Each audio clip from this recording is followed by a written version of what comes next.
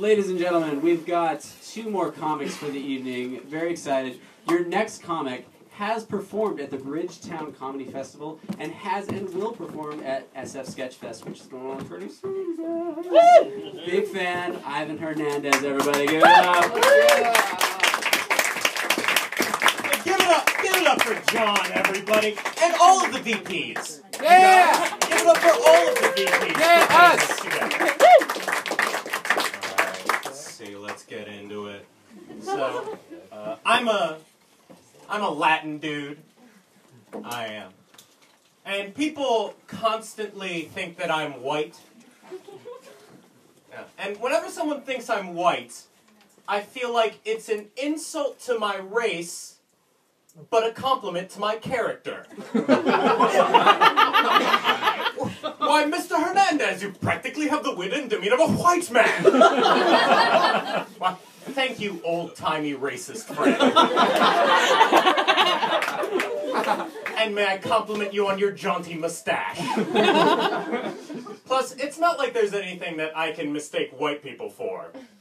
Like, excuse me, are you a clear plastic bag full of mashed potatoes?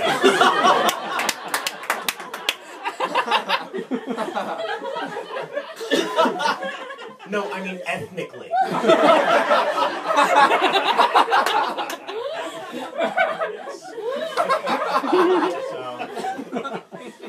Live here in San Francisco. So true. People always say that San Franciscans are very politically correct, but I find that they're very slow to intervene in seemingly politically incorrect situations, which I shall illustrate. I was on the bus because I needed new material.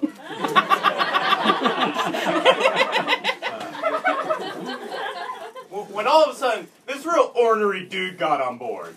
And he was saying, like, classic ornery dude doesn't make any sense shit. It's like, yeah, I ate a dead dog's pussy! What of it? Ah! Oh. I'd like to know where this gentleman is getting off so I can never go there. There was this lady with her baby in a stroller. And the dude just kind of edged up to him. And the lady said, in her most maternal yet aggressive tone, "Back up." Whereupon, he looked at her, looked at the stroller, and said, "Man, fuck your baby!" Nobody said anything. Yeah. Didn't even circulate a petition to censure. And I was wondering, like, what would he have had to say for San Franciscans to get involved in that situation? Man, fuck your baby! And global warming is a naturally occurring trend!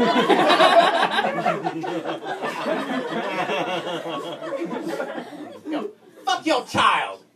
And I believe it's every business owner's right to sell plastic bags if they want to. That's the basis of the Randian economic model. Yo, fuck yo stroller. And I don't need genetically modified foods to be labeled as such. I believe that Monsanto and DuPont have always had my best interest in mind.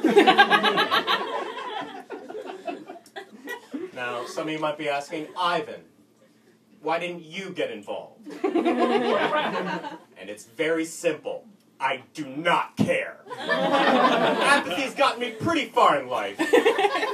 And also, on a serious note, fuck that baby. He seemed like kind of a dick anyways.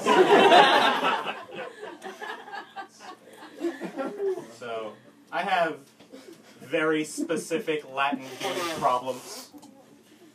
Like, anytime I go into a taqueria, I feel like there's this weird unspoken pressure for me to order in Spanish. Yeah. Usually, I'll just go in alone and be like, "Super burrito."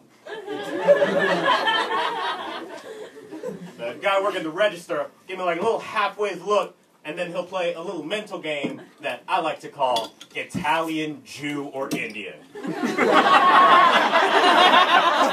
Yeah, some of you played it when I got on stage here tonight. I don't fault. Sometimes, though, I'll go in with another Latin person. They'll mess it up for me completely. They'll, like, order in perfect Spanish, throw in extra ñes where there aren't even any. Sí, puedo comprar un burrito con carne asada. It's very fancy. Are you from Spain? I just started ordering extra hard in English out of spite.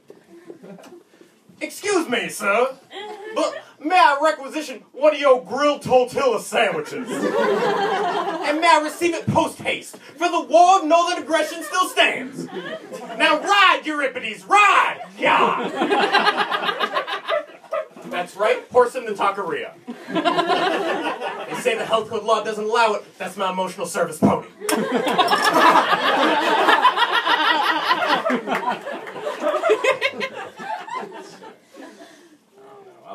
I love California. I do. I'm from the East Coast originally. And I love California because I can walk 2 blocks from my house and buy pop brownies. Yeah, that's amazing. Like, I tried to make pop brownies in Florida with a friend of mine, and first of all, he thought you take some weed, you throw it in some brownie batter, a pixie farts, and everybody gets high. No. There's more to it. You gotta, like, simmer the weed in oil for, like, 45 minutes until it's, like, nice and crisp, but not too... Then you gotta, like, really put your elbow into stirring, because otherwise you get half weed brownies, half regular brownies, which is just a delicious game of Russian roulette. So, mixed up the batter, poured it in. Cooking time passed. Opened it up. Beautiful. It's like a chunk of black obsidian. Just wanted to carve a sword out of it and slay a dragon. I asked my friend, do you have any oven mitts? He goes, no, don't worry about it. Grabs 2 wooden spoons, sticks them under the handles of the glass brownie tray, gets about 5 inches into the air before the tray slides back, burns him pretty badly, which I did not care about. Now, the tray falls to the floor, shatters like so many broken dreams. I believe that there are 2 types of people in the world. The people who don't eat the brownies covered in glass shards. Oh,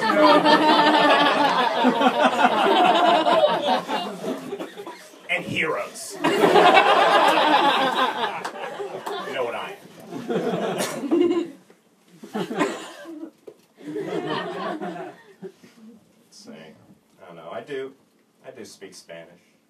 It's kind of like having a superpower that comes in handy in only the barest minimum of situations, but when it does, just... Oh. I was in the Mission in the car of a white friend of mine, and to give you an idea of how white my friend is, her name is Caitlin. You're going to see her later tonight. I'm pretty sure the promotional material said she's very white. Like any of the Catherine-derived white girl names, like Katie, you never find a non-white Katie. Kitty, some kitty pride walking through walls with the power of white privilege, white girl. It's a joke for approximately 3 to 4 people. Yeah. Ah! That one was for you. That one was for you. We were parked in the Mission, and there was an SUV in front of us. And then the SUV proceeded to go into reverse and not stop. And fucked up her hood a bad one. She got out of the car. And then the owners of the SUV got out of the car, who I can only describe as a pair of Guatemalan hobbits.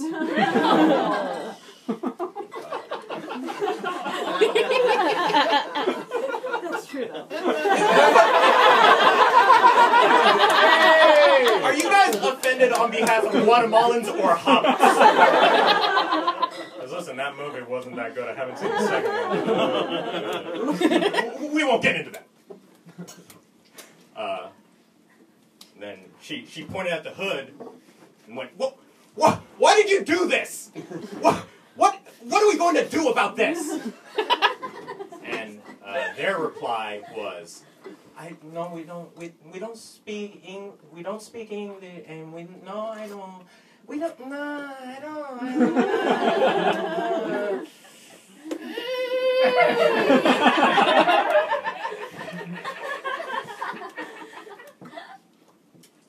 And then I got out of the car, and I pointed at the hood, and I yelled, "Tu hiciste eso!" And they immediately started speaking perfect English. And I feel like that's what America's all about. Selling out your own race for the benefit of your white friends. It's a very important part of the melting pot. That melting pot being used for fondue. Whitest thing you can use it for. Alright guys, last joke. I like Oakland a lot. I do. I feel like Oakland is what San Francisco would be if, like, 75% of the white people died.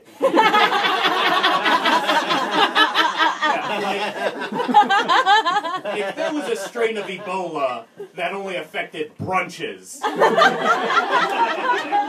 then, like, that first Sunday, massive demographics changed. I was in downtown Oakland with a lady friend of mine when we were approached by a homeless dude. And I thought he was going to be a "can you give me $1 homeless?" And he turned out to be a "do you know where I can buy some crack homeless?" Which, you're going to ask me where to buy crack? Poor use of racial profiling, sir. So I gave him the "I'm not going to acknowledge you as a human being" hand wave. And he proceeded to say this to us verbatim. Here it goes. "Crack forever. Crack all day. I am a drug addict."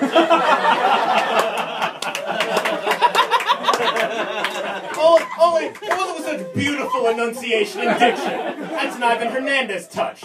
It was more like, "Crack forever! Crack all day!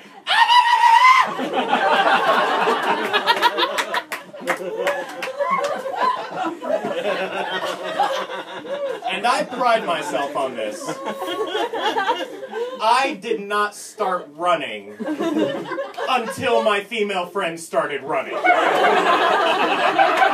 chivalry's not dead, but if it doesn't move fast enough, it might be. Alright, that's it from me, everybody. My name's Ivan Hernandez.